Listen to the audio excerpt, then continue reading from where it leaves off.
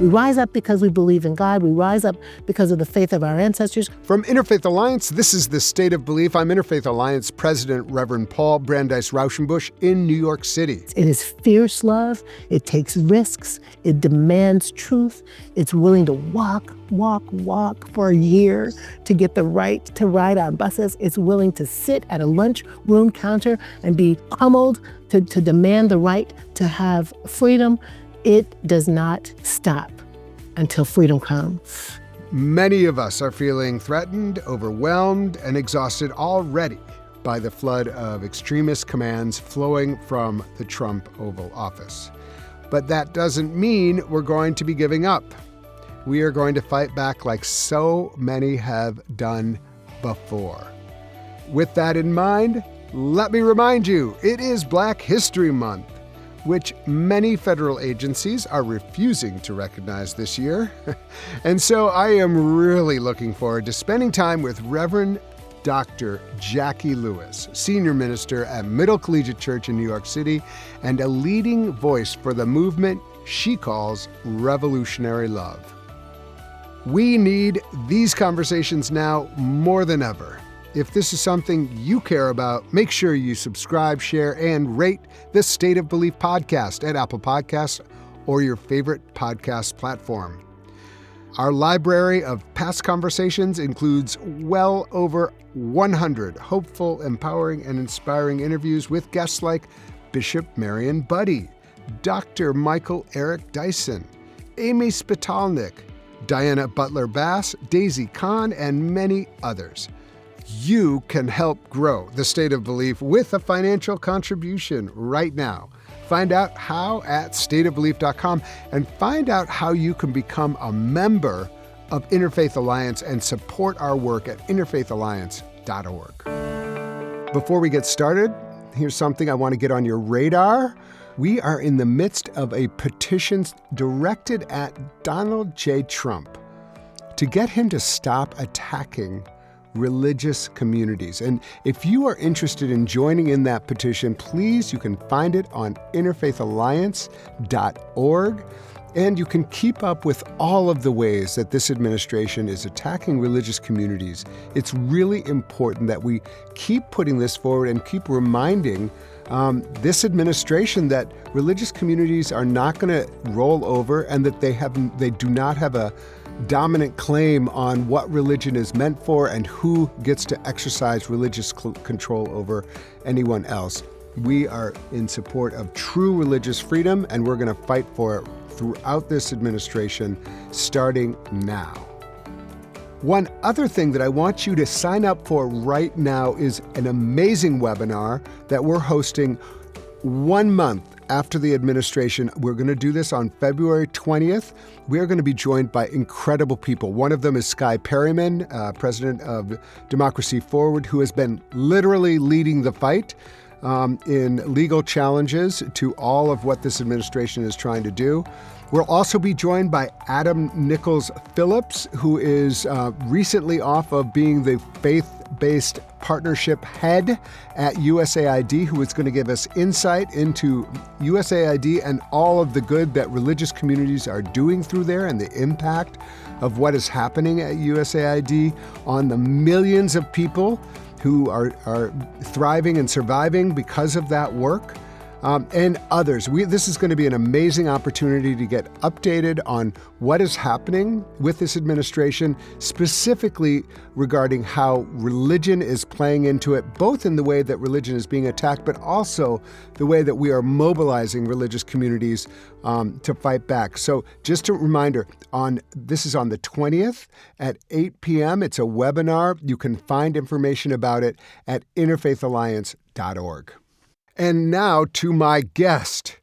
Reverend Dr. Jacqui Lewis is the senior minister at Middle Collegiate Church in New York City, a diverse and inclusive congregation. She holds an MDiv from Princeton Theological Seminary and a PhD in psychology and religion from Drew.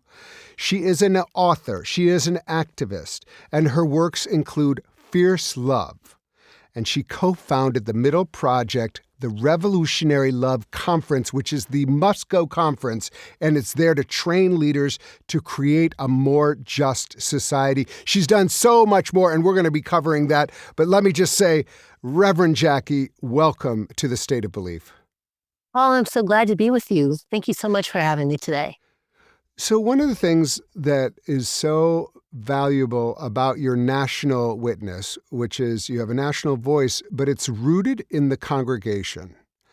And in this moment, when, there are so many things happening, so many things coming at us, the onslaught, and sometimes it feels like it's hovering up at the policy level, it's hovering at the kind of dynamics in Washington, but you're there on the ground with people. And I would just love to start there because I think it's so important that we don't just talk about the policies, but we talk about the impacted communities. And so could you start out by just explaining to the listeners and reminding the listeners your location in your leadership and in your church, and then get into some of the way this is being experienced on the ground in a religious congregation? Yeah, thank you so much for that. Paul, we both believe that political is personal and political is spiritual. And the community I serve, which is profoundly important to me, I just love these people so much. Middle Church is maybe the most diverse faith community I've experienced in my life as a leader and as a Christian, to be honest. We are Black and white, of many flavors of white, right? Because white people are also ethnic, German and Lutheran and Dutch and English. We are Hispanic from different cultures, Dominican, Puerto Rican mostly, Asian, Japanese, Chinese, some Vietnamese, and indigenous. So we are all the things. And those ethnicities are just one of the identities that most of the members carry. They're also, some are immigrants, and some are children of immigrants, and some are queer, lesbian, gay, bisexual, transgender. We are feminist, and we are womanist, and we are probably mostly Democrat, probably mostly blue. I think there's some Republicans hiding in there, but very much progressive, very much left-leaning, no matter who we voted for. This is a community that really understands, Paul, that our faith is not just about some kind of up and down relationship, some sort of vertical relationship with the holy, with God. Having a right relationship with God is having a right relationship with the people and a right relationship with the earth. We are people who understand that the one we follow into ministry is a Jewish Palestinian, likely brown, at once homeless, at once a refugee, who lived outside of the empire, outside of the boundaries of empire, who wasn't trying to start a new religion, but was trying to reform, preaching, teaching a reformed way of understanding his own faith. That the faith of Jesus is what calls us into relationship with the world, with the planet, with each other. Paul, it deeply moves me to think about how people kind of go by the Chinese church or go by, the all-white church or go by the all-Black church or by the Hispanic church to come to a place that is absolutely a laboratory for human flourishing and struggle, it's not easy sitting next to someone who looks different than you every Sunday.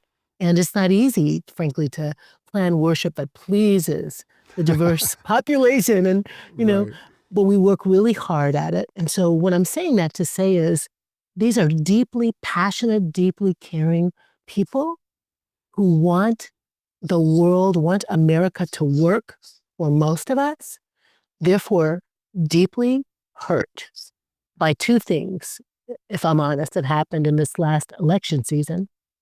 One was, Paul, that the candidate that most of us thought was the better candidate also had been a part of the Biden administration. And my progressive people who watch and see and talk and listen were deeply grieved by the October 7th violence that killed and kidnapped Jewish people and also the aftermath of that conflict that just decimated Gaza. So to have that conflict sitting in the middle, right, of the American problem was hard. And to have Trump win the election was really hard because the promises of the Project 2025 and the fear of what would happen about abortion rights, what would happen about trans rights, what would happen about immigration, we knew that what was going to come was going to feel catastrophic to so many of our vulnerable people. And that's where we sit right now, Paul, is a kind of grief and shock and disappointment that the outcome of that election endangers the people we love. And it's real people, right? It's not hypothetical people. It's real people who are hurt by these policies. So, and I know how much, your congregation back to the 60s, maybe even earlier, has been really a haven for LGBTQ people. I've been to your church and worshiped there and seen how prominent and how welcome, for instance, the trans community is and would be in your community. And I think the effort to really erase trans people, especially how that affects trans people of Black descent and brown, as well as other ethnicities, everyone, really. I mean, it's basically you don't exist anymore under like the effort of the administration. What does that mean for you as a pastor? You and I are both pastors, but you're doing it on the ground. What kind of conversations have you had, and what kind of conversations would you recommend that you can imagine pastors or rabbis or imam, anybody who wants to be there for the trans community, especially right now? And we definitely want to talk about other impacted communities, but what can you imagine being most helpful in this moment? that's a great question. One of my trans members just moved to LA. We baptized him last year. His name is Teak. He's a public figure, so I'll say his name. He's just this incredible human being, gifted storyteller, media person, advocate, passionate about justice for everyone. And, it was Christmas time, and he left me this long voicemail for New Year. He said, Reverend Jacqui, I just want to tell you how much I love you. And I mean, it was just this incredible, generous, loving voicemail. I didn't realize when he sent it that he was saying goodbye, that he was moving. And he's moving towards safety, And, it breaks my heart to think about what's coming down the pike. There's a protest tonight in New York about meds being withheld from trans kids. I can't really wrap my mind around why this administration and the people who feel so connected to Trump are so upset about trans people. There have been trans people for as long as there's been people. There have been two-spirited people for as long as there's been people. I have watched several members of my congregation, I say, become who they really are. And it's a beautiful, joyful experience to see the authentic person be who they are. I don't understand it. I don't understand the bigotry. I don't understand the hatred and the violence and the derision. But what happens in the public square, what happens from the government, what happens in faith communities sets the stage for how people will live, be. Will they be suicidal? Will they feel endangered? Right. Will they be killed, in a car because somebody just hates them? It's just absurd to me. So what the conversation to have, I think, I'm saying in lots of ways, wrap your arms around the most vulnerable in your community and ask them, what do they need? What kind of safety makes sense? Do they need money for medicine? Do they need access to care? Do they need a safe haven? Do they need a chance to cry and rage? I mean, the queer community sometimes transgresses against the trans person and the LGBTQIA, and the T and the Q are being erased off the page in this administration. Come on, y'all, church people, faith people. Can we imagine a God who creates us that doesn't create these people exactly as they are? How can we just love them unconditionally, like we want to be loved? That's the only thing to do, is to love the people that God loves. And God loves God whose name, when Jesus prays to the Father, the Aramaic is father, mother. It's abun. It's father with a womb. It's not a new thing to imagine that God is genderless or more than one gender. That's what the Trinity is about. So let's get real about that and stop being so bigoted and small, is my hope. I love that, you're reminded, like, God created us in God's image, both male and female, in God's image. Right. And, and this this idea that there's like one way to be. But I do think that the church has a special obligation, because often the church is referenced as an legitimization for anti-trans activism. You and I know that, and it's a terrible thing. What have you heard around ICE coming into congregations? Because we know it's happening. He rescinded the idea that congregations are sensitive spaces that are not to be disrupted, with people barging in, frankly, armed, to take away parishioners who are there to worship. Freedom of religion. I'm wondering, are you having conversations in your congregation about that and like what to do? Because a Quaker meeting was invaded and someone taken, and there's a lawsuit about it right now, and Interfaith Alliance, among many others, have been vocal about in our support and solidarity with the Quaker community, but it's happening all over the place.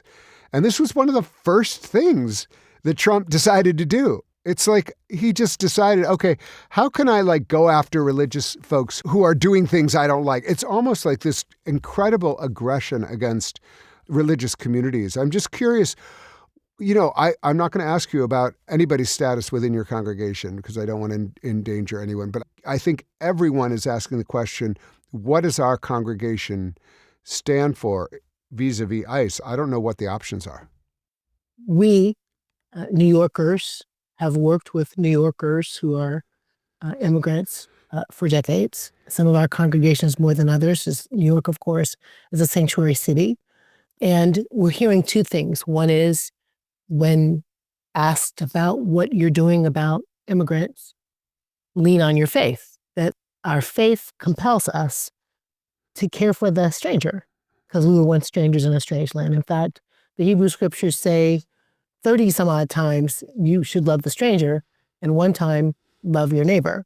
The whole idea of loving your neighbor as yourself means loving the alien, loving the stranger, loving the immigrant, loving the widow, loving the child. And I think for as long as we can say those things as part of our creed, as part of our call to ministry, if you will, that stands well for us. But Trump doesn't care about that, and ICE won't care about that. So I think there are also conversations about just how to keep people out of the sanctuary. And those are the kinds of things we don't say on the radio, but people are building coalitions and building resources and networks and strategies for how to keep people safe. Thanks be to God. I worry about the families of the people who are born here, who might not be documented, and just want to encourage people to be brave as you can be. Yeah. I think, it really is. I think it's important, as you mentioned, to talk about faith and to lean into our faith and not be shy about that. Right. In Matthew 25, Jesus said, "When I was a stranger, did you welcome me?" Right, exactly. And, it's like, that's the test to get into heaven. It kind of is, if that's where you're trying to go. If That's what it's your goal is. like, I didn't know that was you, Jesus. Well, you know what? Being a pastor is hard. I don't need to tell you that. I've done a little bit of it, but not like as much as you. You've been to, how long have you been at Middle? Like 21 years, Paul. Can you believe that? Congratulations. I know. It is amazing. It is amazing. Time. And that what you've built there. Plus, I should mention, you experienced a fire that really devastated, a beautiful sanctuary, and you've been a little bit, not homeless, because I think you are home, but it's been, an added sort of thing. So if anybody listening wants to support Middle Collegiate Church in New York City, you support that church, you support a whole community that is building itself around that, including artists, including activists, including loving people in living in a neighborhood. And so I also want to get into the fact that here we are in Black History Month, in a situation where basically DEI and anti-Black activism of this administration. Now they're saying DEI, and there are many Black activists who are just saying, just say Black, don't pretend.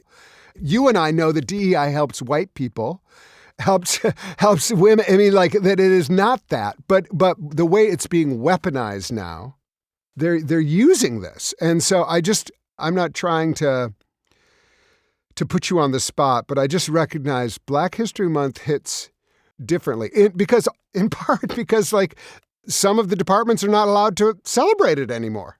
One of the first things, imagine having that be a priority in your first week. Imagine that being a priority in your first week. We're going to get rid of Black History Month in the Defense Department. Yeah, come on.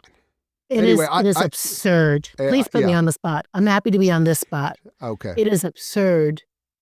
It is absolutely absurd to imagine the President of the United States, the most powerful, arguably the most powerful person on the globe, wasting his time on petty bigotry and BS. We're going to say BS meaning bad stuff. Like, what in the world? And to me, all the lies about how Project 2025 was not the intent, and of course it was, and all of the lies about making America great again, and what we really mean is making America white again. We mean making America white. We mean rolling back the clock to the good old boy days, when your life didn't matter, Paul, and where my life didn't matter, and where indigenous lives didn't matter. And the only lives that count are white, straight, wealthy lives. More so now, the billionaire class. We are not a democracy right now. We know that that's true.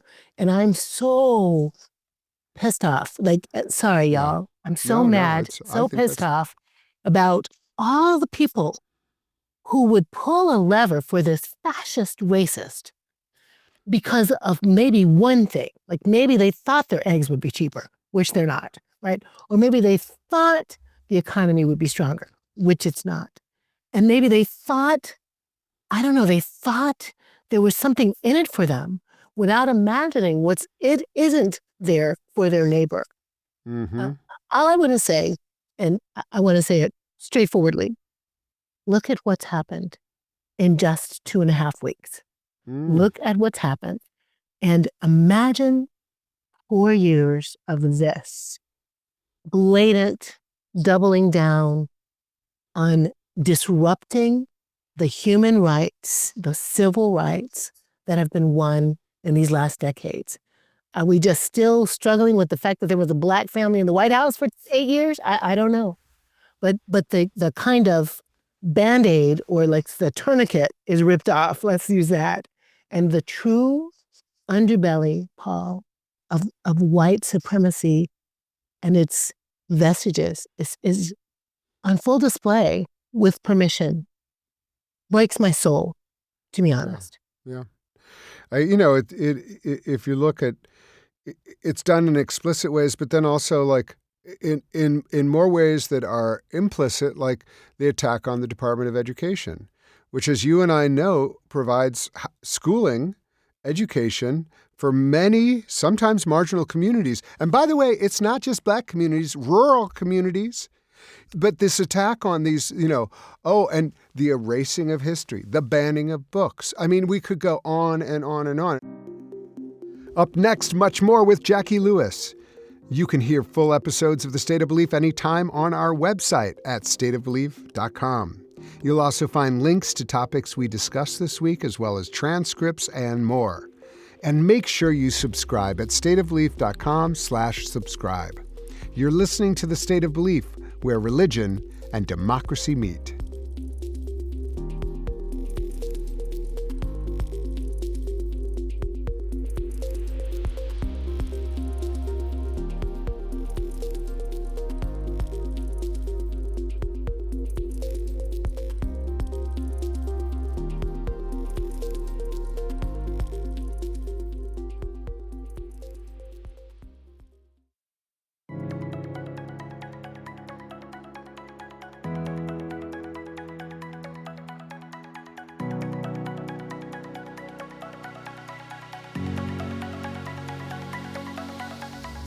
Welcome back to The State of Belief. I'm Interfaith Alliance President, Reverend Paul Brandeis Raushenbush.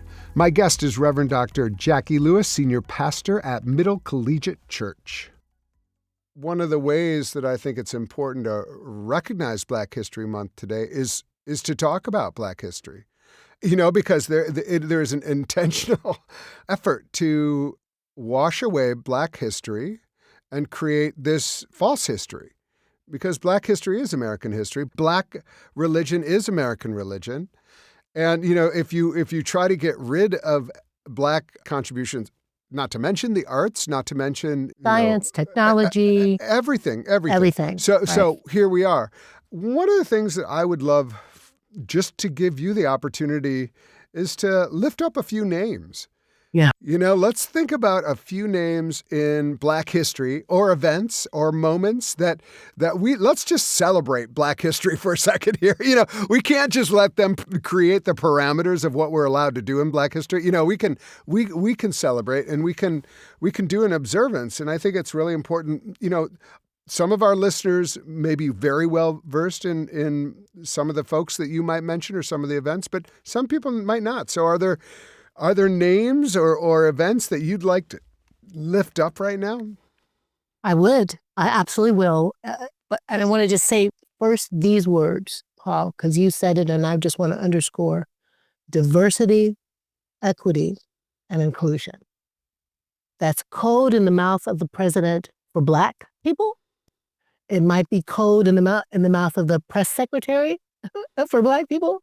But diversity, equity, and inclusion is hard-won policies and practices and procedures to protect disabled people, all queer people, female identified people, Black people, Indigenous people, white poor people, people who have been disenfranchised on so many axes of identity.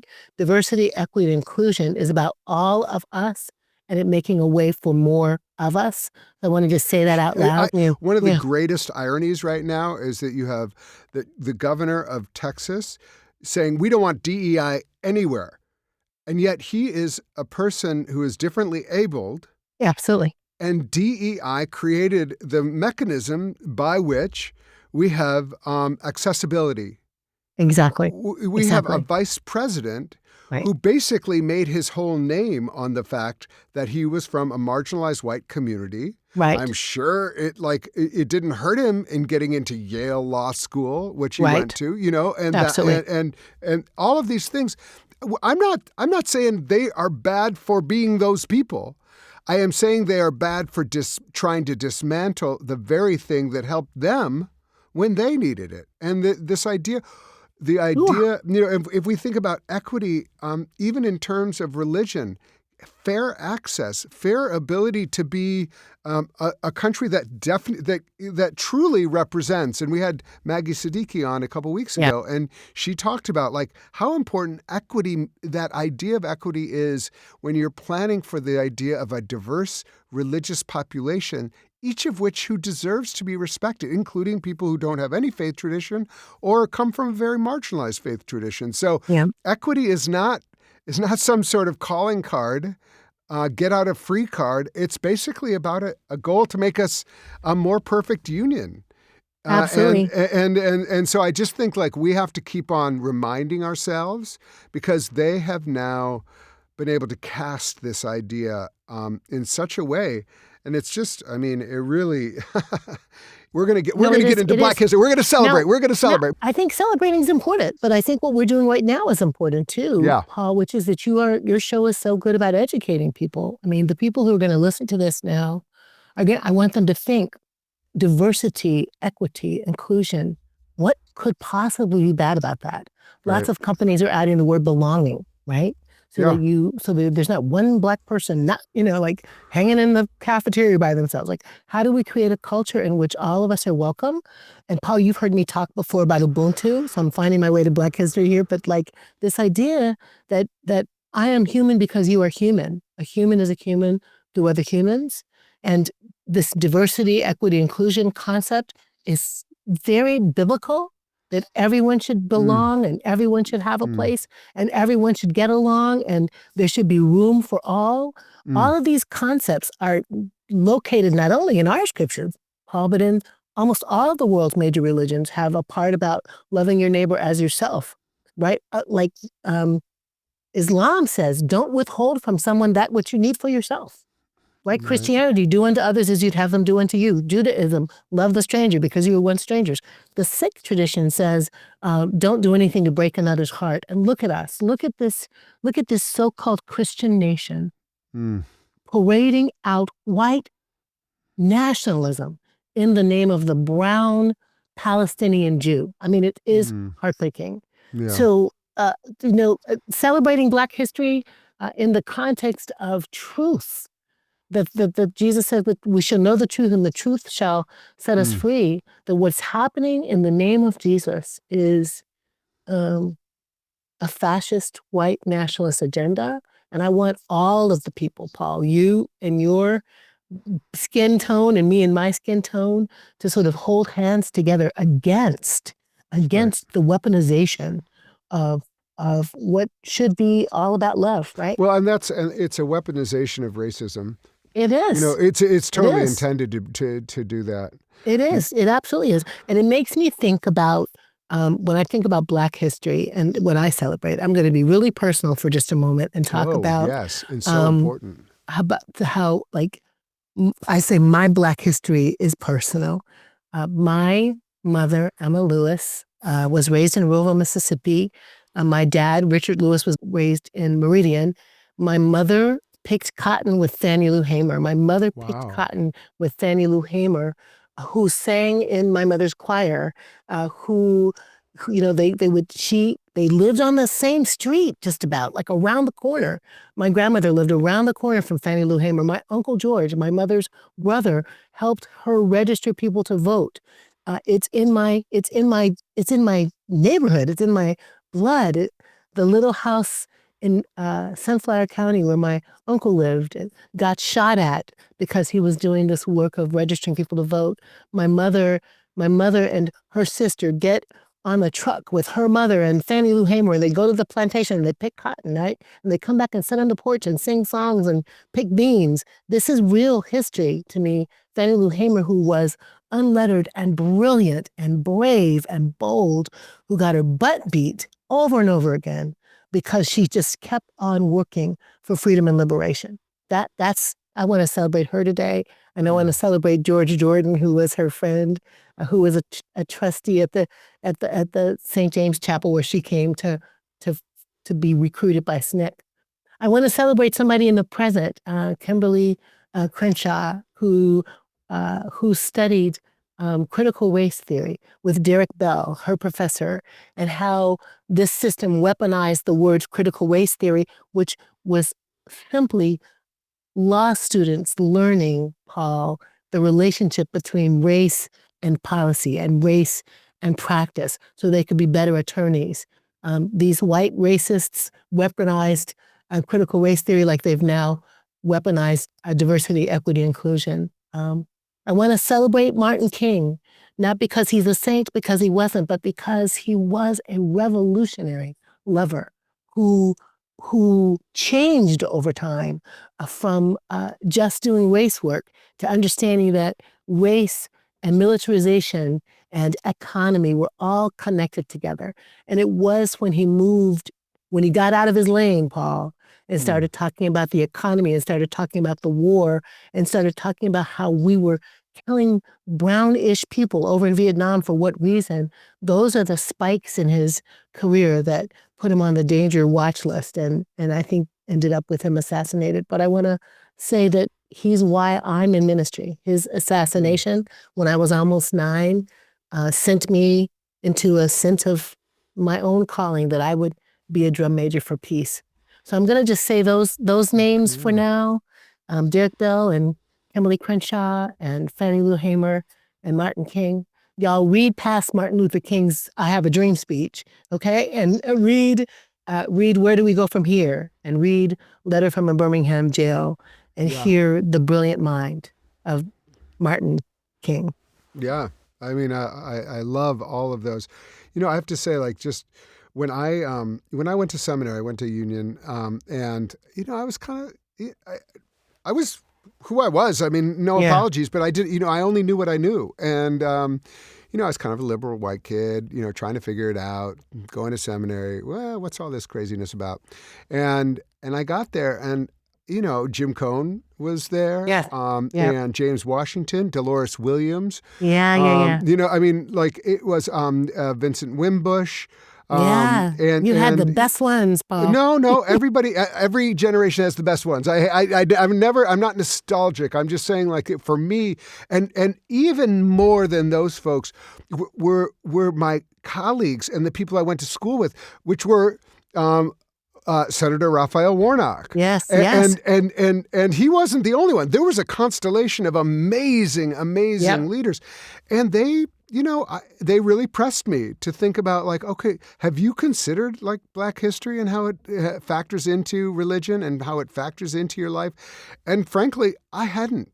Partially because I hadn't had the extended exposure and ability or I hadn't put myself. I'm not blaming anybody but myself. But at Union, I got a chance, and mostly what I got a chance is to worship with them, and hear them preach, and hear them, and hear us, because then we were preaching together and we were learning from one another. And Reverend Tony Lee, I don't know if you've come across him, but he's an amazing guy preacher. Yes, he is. We did something about AIDS, and I was in the middle of the AIDS crisis in the gay community, but he was like, AIDS is like just one of the things that we're trying to get through where I come from. And so I offer all of that to say, this is.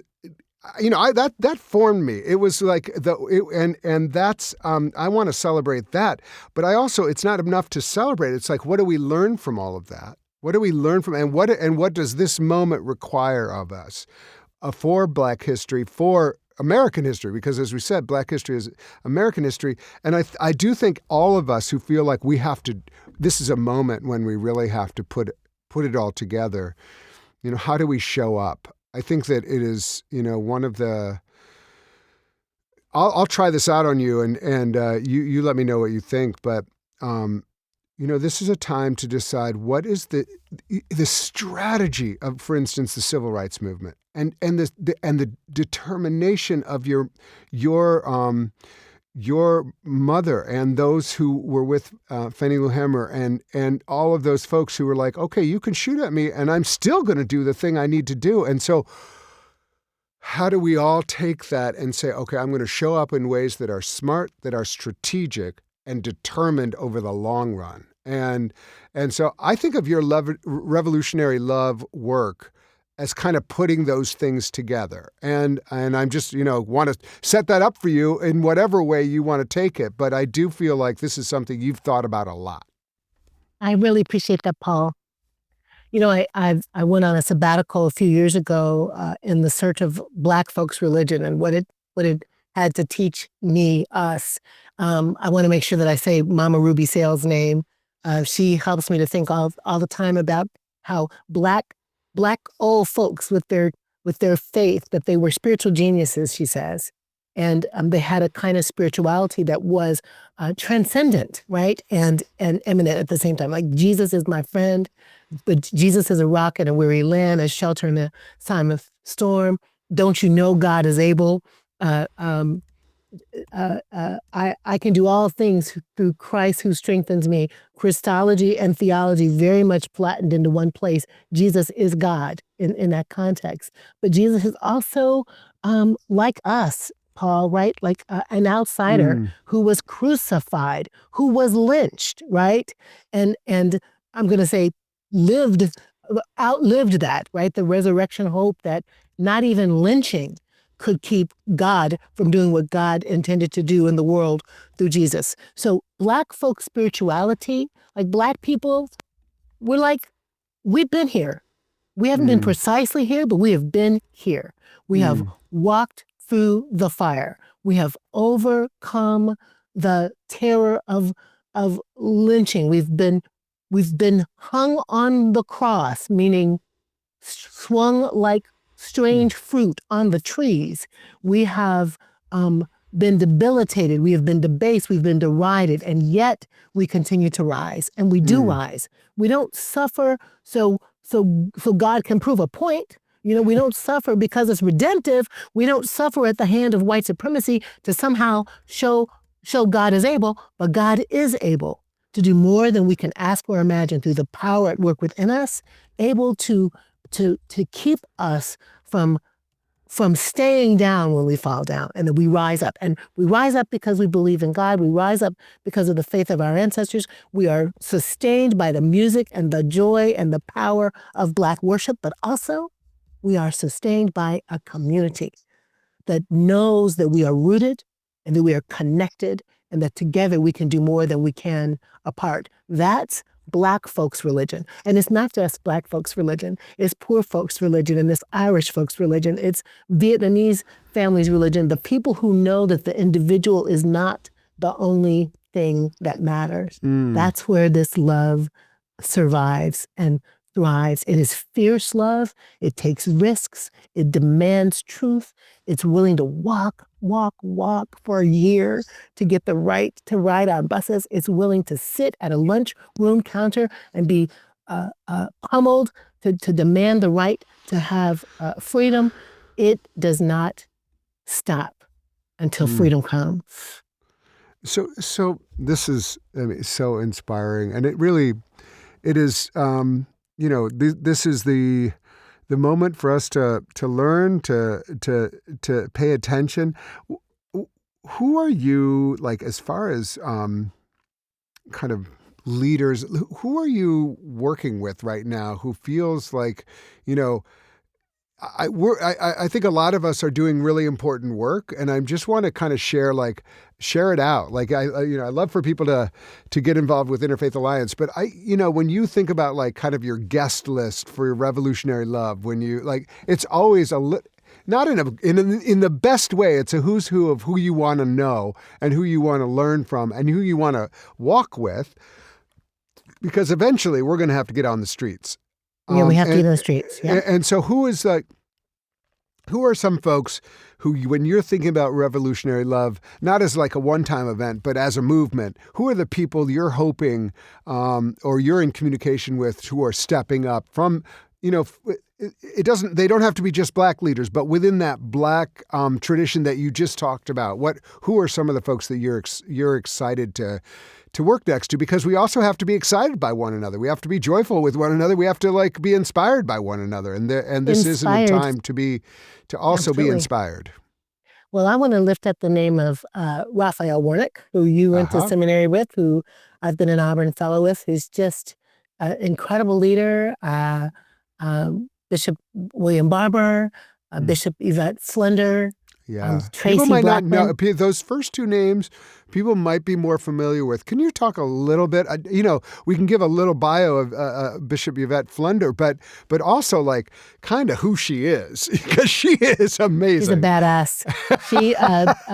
Bishop Flender is a bishop in the Fellowship of I'm going to say Reconciling Churches, and that's not exactly right, but do Flender, F-L-U-N-D-E-R. And she is a bishop in a queer-affirming church. She raises up leaders. They are all over the globe, not just in this country. She's a fierce preacher, and she's an incredible singer. She and Shirley, her wife, are just wonderful musical folks. Raphael's a senator. Barber is Poor People's Campaign, and now at Yale. I want to lift up Dante Stewart, who's a young leader. He's only 32 years old, and he's an author, Shouting in the Fire. Cole Arthur Riley is also a young author. I can't talk. A young author who wrote a book called Black Liturgies. Tracy Blackman, UCC, my friend and wonderful leader. And I want to lift up people like Linda Sarsour, who is Muslim and is always in the streets, and Sharon Brous, who's Jewish and is in the streets. Amichai Laleve. All of our political moments are not exactly the same, but we are all trying to be in the streets for justice. Mark Thompson is an activist and a radio personality who I really lean into as a friend and colleague. So those are just some of the people. But if you want to know more, people, register for the Freedom Rising Conference, which we moved to October 31 to November 2nd, so we can be in our building, Paul, so we can do it there. Amazing. So we've got a great lineup of Otis Moss III, one of my favorite preachers on the planet and a great activist. He's going to be there. So October 31 to November 2nd, 2025, Freedom Rising, the fierce urgency of now, all about what we need to be doing to make America loving. And maybe that, for the and very that is first something time. that people can come in person, but there's also an opportunity to do that in online. Online. And so it's not too soon. And there is a website, I think, that you can look at and learn from past events, Absolutely, right? that's right. At freedomrising.com, we've got all kinds of resources there, and they are free, often free resources for you. Talks that have happened, including by folks like Paul Raushenbush. We try to keep cycling those around so you can learn from the leaders. I just think it's, what you're doing is so amazing. So in this time, what I'm asking people, for a year or so, I was asking people, what gives you hope? And I think I probably did ask you that. But right now I'm asking, what's the one thing you would encourage people to think about doing? What's the one thing? Because everybody feels like, there's nothing to do. There's so much to do that there's nothing I can do. That's really good, What's the Paul? one thing that you would hope people might do in this time? I'm going to say two because I'm hard-headed. You go. That's fine. Okay. One thing is to really tune in to yourself, to really love yourself. Body scan, listen to your soul, take some time, read a book, take a bath, go for a walk.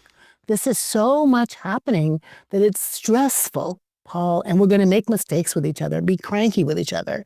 It's not good for us not to understand that we are flesh and we need to love our flesh. Just love our flesh hard.